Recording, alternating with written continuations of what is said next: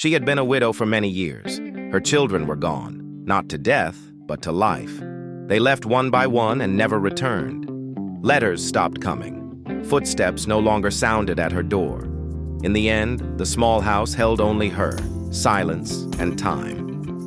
Then there was the dog. He came into her life years ago, thin and hungry, standing at the edge of her farm. She fed him once. He never left again. From that day on, they lived as family. Every morning, she woke with him sitting patiently beside her bed. When she went to the farm, he walked beside her through the fields, watching over her as she worked the soil. When her legs grew tired, he slowed his pace to match hers. When she went to the market, he went with her. He carried small bundles in his mouth, waited calmly while she traded, and guarded her feet from being stepped on. People often smiled when they saw them together, an old woman and her dog, always side by side. In the evenings, she walked around the village paths with him. She talked to him as if he were human, telling him about the past, about her husband, about children who no longer came home. He listened. He always listened. Some days were harder than others. Food was not always enough. On those days, the dog helped her survive. He would disappear into the fields or down to the stream and return with a fish or small game. She never asked him to do it. He simply did. She cooked what he brought, and they shared the meal together.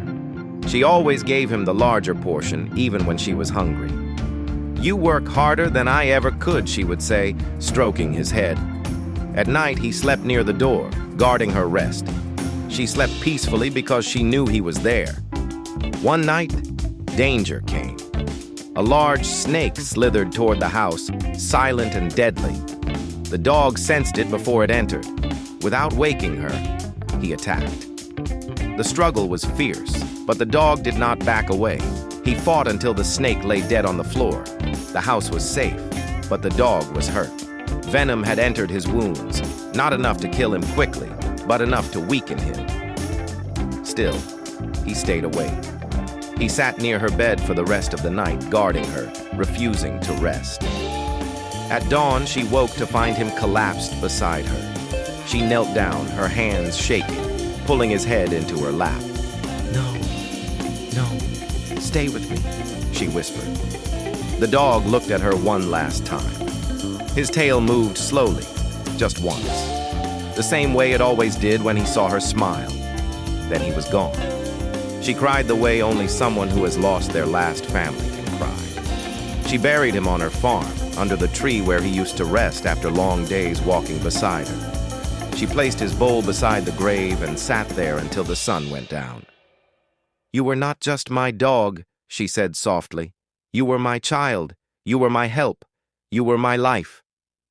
And the house, though still standing, was never warm again. Some love asks for nothing in return. If you have a dog, love them. If you see one alone, help them. If you found this story meaningful, please like, subscribe, and share your thoughts in the comments.